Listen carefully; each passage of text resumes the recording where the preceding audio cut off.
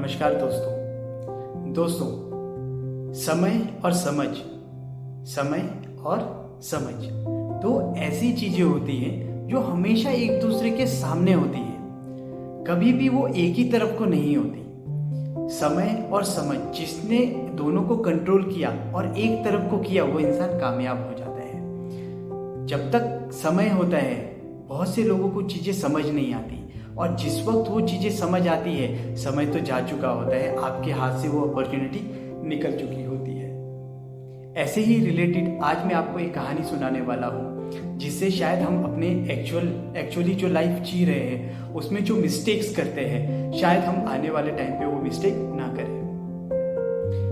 दोस्तों, एक छोटा सा गांव होता है, सारे गांव वाले बहुत बिजी रहते हैं, सबको अपनी धान कटाई करनी है, सबको खेत जोतने हैं, सबको बहुत काम होता है। वो छोटे मोटे कामों में सभी बिजी रहते हैं एज यूजुअल, जैसे हर गांव का माहौल होता है।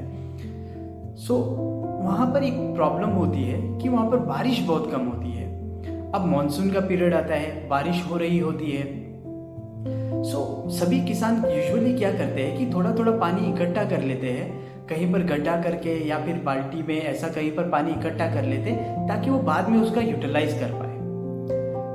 जिस वक्त बारिश हो रही होती है ज़्यादातर किसान वो पानी इकट्ठा नहीं करते हैं बिकॉज उनके पास और भी काम होते हैं। मानसून का बारिश गिर रहा होता है, उनको ये टेंशन होती है कि हमारा जो खड़ा हुआ धान है अब वो गिर जाएगा, वो गीला हो जाएगा तो खराब हो जाएगा। वो इधर उधर के कामों में बहुत व्यस्त रहते हैं। बट एक आदमी होता है जिसको पानी का अहमियत पता होता है।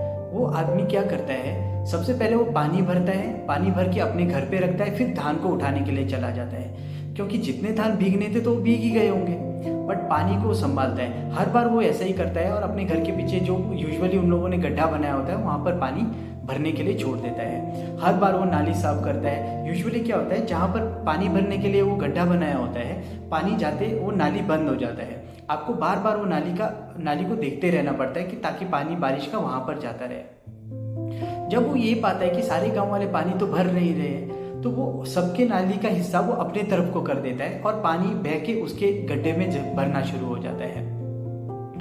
इसी बीच उसका गड्ढा भी भर जाता है और धान भी उठा के वापस आ जाता है।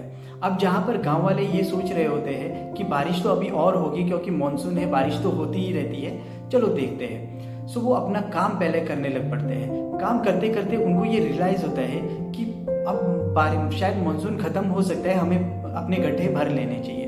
और जैसे ही वो गड्ढे भरने के लिए कोशिश करते हैं, 2-3 बार बारिश तो होती है पर उनका वो गड्ढा भर नहीं पाता है। अब हुआ क्या दोस्तों, जिस इंसान ने गड्ढा भरा था अगले सिंचाई के लिए उसके पास बहुत सारा पानी होता है, वो हर तरह अपने उसके खेत में सभी जगह में अच्छे से सिंचाई करता है, बड़े बड़े फसल बन जाते हैं। और बाकी जो गांव वाले होते हैं वो इस अपॉर्चुनिटी को समझ ही नहीं पाते हैं। वो समझ नहीं पाते कि मैं आज का जो मेरा धान काटा हुआ है, कितने लॉट तो अभी काट के घर पहुंचा चुके हैं, पर आज का जो थोड़ा सा लॉट बचा है उस लॉट के चक्कर में आप लोगों ने पानी को गवा दिया। हमेशा ऐसा ही होता है दोस्तों, जब भी सिचुएशन हमारे को मिलता है हम उस सिचुएशन को फुलफिल नहीं कर पाते हैं अपने लिए, अपने अकॉर्डिंगली। जब भी आपको अपॉर्चुनिटी मिले आपको उस चीज़ के लिए तैयार रहना चाहिए। कभी भी उससे स्टेप बैक करने की कोशिश मत करो क्योंकि कई बार हो सकता है कि वो अपॉर्चुनिटी आपको दोबारा कभी भी ना मिले। ऐसा कई बार होता है, जैसे आपको आज जैसे ही आप 18, 19, 20 साल के हो जाते हैं, कोई आपको ऐसा कहता है कि तुझे यूपीएससी की ट्राई कर देनी चाहिए क्योंकि तुम्हारा जीएस बहुत अच्छा है, तुम्हारे जो सीसेट पूछा जाता है उसके जो नॉलेज आपके पास है वो बहुत अच्छा है। और बच्चा ऐसा कहता है कि नहीं अभी तो मेरे खेलने कूदने की उम्र है, अभी मैं एग्ज़ाम नहीं दूंगा। ये ऐसे करते करते 1-2 साल गुजर जाते हैं। जब वो 22-23 का हो जाता है फिर वो भागता है कोचिंग के लिए, कोचिंग करता है, कोशिश करता है, बहुत मेहनत करता है।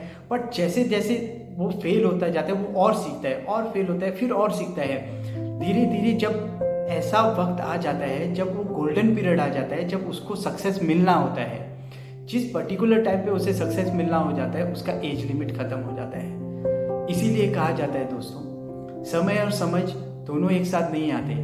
आपको जो लग रहा है हमेशा वो करेक्ट नहीं होगा। आपको समझना पड़ेगा उस सिचुएशन को कि आप एनालाइज किए बिना जब भी आप फैसला लोगे उसको 90% गलत फैसला मान लेना है।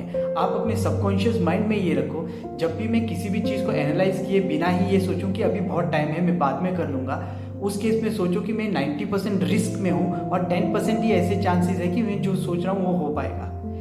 इसी एक मेथड के थ्रू आप समझ सकते हैं किस तरीके से हम समय और समझ दोनों को इकट्ठा कर सकते हैं।